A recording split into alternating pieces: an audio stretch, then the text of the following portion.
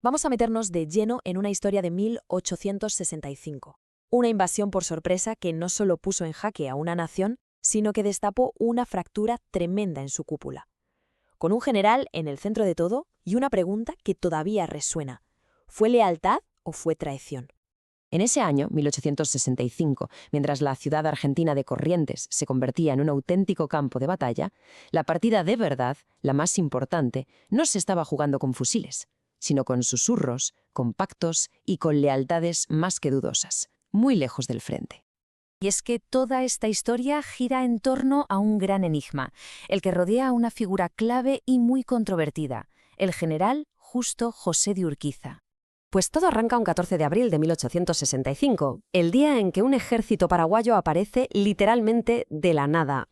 La ofensiva fue una operación de libro, rápida, perfectamente coordinada y ejecutada con una precisión casi quirúrgica, que dejó a toda la provincia pues totalmente vendida y sin capacidad de reacción. Pero ojo, que los paraguayos no llegaron solo para ocupar la ciudad. No, tenían un plan muy claro para gobernarla. Y aquí viene una de las claves de todo esto. La invasión no fue para nada un acto impulsivo. Se había estado cociendo durante un año de espionaje, con un agente paraguayo infiltrado que, con la excusa de ser un simple tratante de ganado, se pasó meses y meses mapeando las lealtades políticas de toda la región. Para que pareciera que el control era local, que todo quedaba en casa, Paraguay montó un triunvirato, o sea, un gobierno de 3 personas, todas ellas correntinos que casualmente simpatizaban con la causa invasora. Pero vamos, que esto era puro teatro, unas marionetas nada más. El poder de verdad, el que cortaba el bacalao, estaba en otro sitio, moviendo los hilos desde la sombra.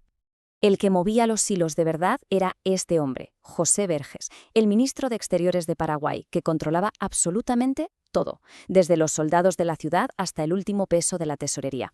Claro, ante esta ocupación, el resto de Argentina empieza a moverse para prepararse para la guerra. Y la respuesta argentina, bueno, fue un reflejo perfecto de su propia división interna. Mientras en Buenos Aires el gobierno nacional preparaba una respuesta militar, digamos, organizada, en la provincia, sumida en el caos, el gobierno tira de la desesperada.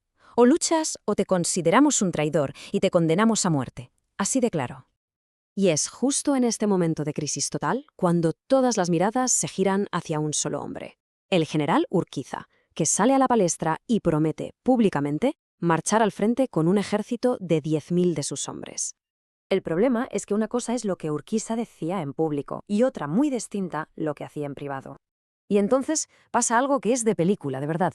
Imaginaos la escena en los muelles de Buenos Aires.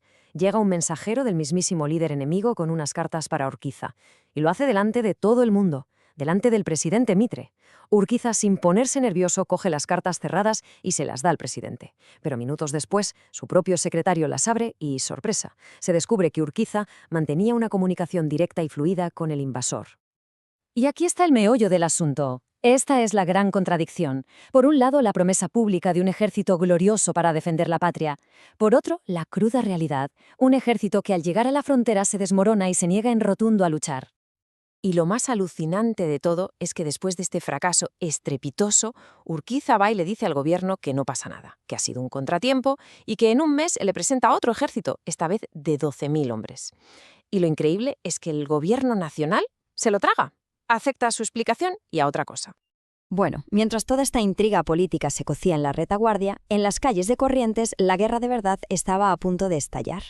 El 25 de mayo, una fuerza combinada de tropas argentinas y brasileñas lanza un asalto anfibio de lo más audaz para intentar recuperar la ciudad. Aunque eran menos en número, la guarnición paraguaya no se lo iba a poner nada fácil. Estaban bien atrincherados y desde luego preparados para una lucha a muerte. La lucha fue salvaje, casa por casa, calle por calle. Y al final del día, el precio a pagar fue altísimo, 350 bajas en el bando aliado. Pero a pesar de toda la sangre derramada, el resultado fue un empate técnico. Los aliados habían demostrado que podían tomar la ciudad, sí, pero no tenían los hombres suficientes para mantenerla, así que no les quedó otra que retirarse. Y mientras la guerra seguía y seguía su curso, Urquiza completa su transformación. Pasa de ser un general fracasado a convertirse en un hombre de negocios increíblemente rico, un especulador de guerra que vendía caballos y ganado a los mismos ejércitos que se habían negado a liderar. Hay una cita de la época que lo resume toda a la perfección. Durante la guerra no volvió a hablarse más de este personaje. Se esfumó, simplemente. Se esfumó del escenario político, y su historia no acaba con el estruendo de una batalla, sino con el tintineo del dinero. Y esto nos deja con la gran pregunta, la que lo envuelve todo. ¿Quién fue realmente el general Urquiza? ¿Un traidor que jugaba a dos bandas? ¿O un líder pragmático que se dio cuenta de que su gente no iba a desangrarse en una guerra que no sentían como suya? Al final, la pregunta es, ¿a quién le fue leal? ¿A la nación? ¿A su provincia? ¿O simplemente a su propio bolsillo?